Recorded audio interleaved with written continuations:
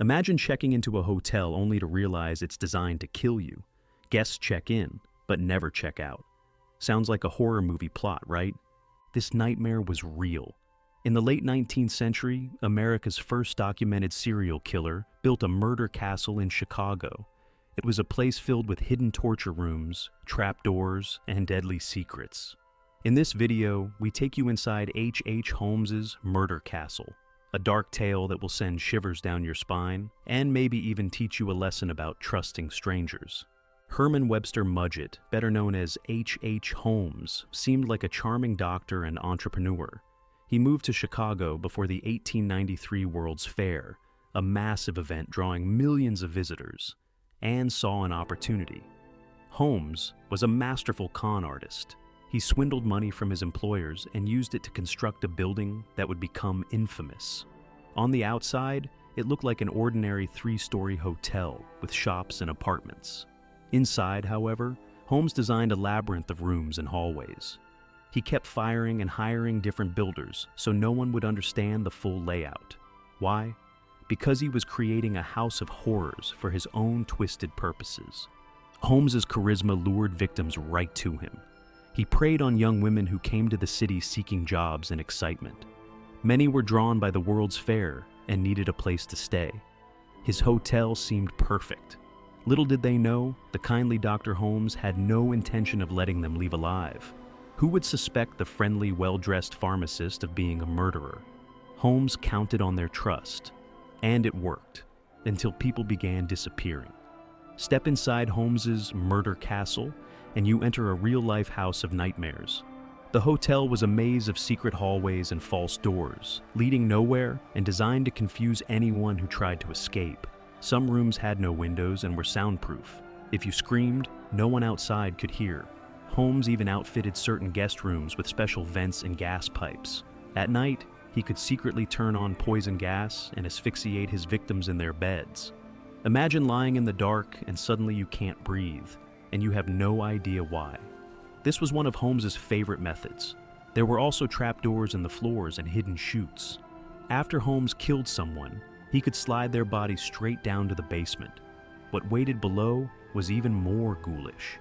In the basement, Holmes had set up his own makeshift morgue and butcher shop. There were acid vats for dissolving flesh, pits of quicklime to hasten decomposition, and even a crematorium furnace to burn the evidence. When investigators later entered this cellar of horrors, they reportedly found human bones and tattered, bloody clothing, the remains of Holmes's cruel handiwork. It was as if the devil himself had designed a torture chamber under the guise of a hotel. Holmes was cunning about disposing of his victims. Not only did he burn or dissolve bodies, he even found a way to make money from them. Remember, Dr. Holmes had gone to medical school and knew anatomy. In some cases, he stripped the flesh off his victims' skeletons, cleaned the bones, and then sold the skeletons to medical schools as anatomical models. Yes, Holmes literally profited from murder. It sounds insane, but it really happened. How many people did H.H. Holmes kill inside his murder castle? We may never know the exact number. Holmes himself once boasted of 27 murders, and some newspapers claimed he killed up to 200 victims. The truth is likely lower, but even a single life taken is horrific. Holmes targeted people who wouldn't be quickly missed, mostly women traveling alone, job seekers new to the city, and even his own employees or lovers. He had a habit of romancing women with money, then making them disappear once he'd taken what he wanted. One victim was his mistress Julia, along with her young daughter. They vanished around Christmas 1891 and were never seen again. Another victim, Emmeline, was a secretary who worked for him. Holmes reportedly locked her in a large airtight vault in the hotel, effectively sealing her alive, and left her to suffocate in the pitch dark. By the time the World's Fair was underway in 1893, Holmes's murder spree was in full swing under the noses of an unsuspecting city. Holmes didn't rely only on his murder castle either. He was also running insurance scams, forgery, and other cons on the side. But murder was always part of his plan. You might be wondering, how could he get away with this for so long, especially in a busy city? Remember, this was an era with no modern forensics, no security cameras, and thousands of transient visitors pouring into Chicago for the fair. People who went missing could easily slip through the cracks. Holmes was careful to cover his tracks, burning bodies, lying to families, even forging letters from his victims to explain their sudden absence. Each time someone grew suspicious, he had a smooth explanation. His confidence was chilling, but his luck was about to run out. Holmes's downfall began with an unrelated crime, an insurance fraud that turned into yet another murder. After the World's Fair ended, Holmes fled Chicago, leaving his castle behind. He had hatched a plan with an associate named Benjamin Pitezel to fake Pitezel's death and collect a $10,000 insurance payout. But Holmes double-crossed him. He really murdered Pitezel and took the money. To cover his tracks, Holmes then killed 3 of Pitezel's innocent children, one by one, a truly heinous act. By now, detectives, including the famed Pinkerton agents, were on his trail. Holmes was finally arrested in late 1894. Initially caught for insurance fraud, he soon became the prime suspect in multiple murders as police unraveled his dark deeds.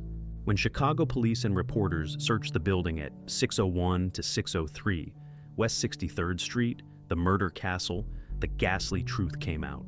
The sensational stories went viral by 1890s standards.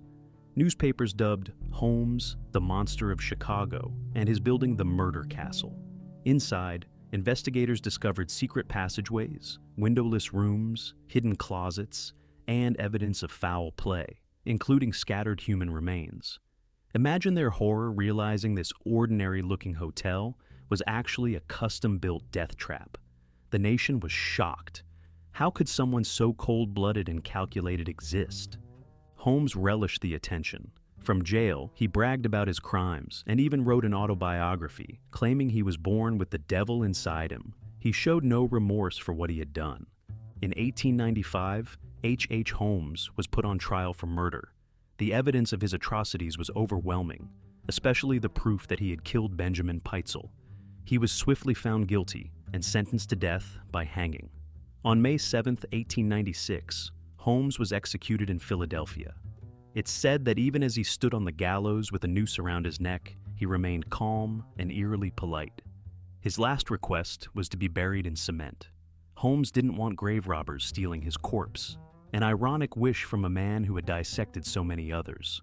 Honoring his request, officials interred Holmes 10 feet deep in concrete, ensuring he would never emerge from his grave.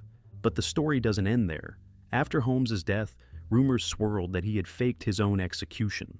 Some said the authorities hanged the wrong man, and that Holmes escaped justice to live under a new identity. This wild theory persisted for decades. In 2017, to put the rumors to rest, Holmes's descendants had his body exhumed for DNA testing. The result? The remains were indeed H. Holmes. The devilish doctor did not escape his fate. As for the murder castle itself, it didn't stand for long. In August 1895, not long after Holmes was jailed, a mysterious fire broke out and gutted much of the building.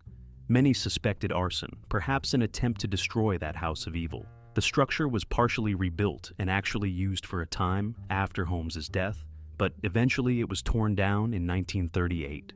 Today, a U.S. post office stands on the site where the murder castle once loomed. The Hotel of Horrors is gone, but the legend of H. Holmes lives on, continuing to disturb and fascinate us over a century later. The chilling tale of H. Holmes and his murder castle is a stark reminder that sometimes truth is stranger and darker than fiction. Holmes exploited people's trust and the excitement of a World's Fair to commit unspeakable crimes. His story shows the danger of appearances, how a charming smile and friendly facade can hide monstrous intentions. History, even its darkest chapters, can impart important lessons. In this case, it's a warning to stay vigilant and be aware of who we trust, even when everything seems fine on the surface. If you found this deep dive into America's first serial killer fascinating and terrifying, then smash that like button and let us know your thoughts in the comments. Don't forget to subscribe for more incredible history stories. And until next time, stay curious and stay safe. You never know what secrets might be lurking right next door. Thank you for watching, and see you in the next video.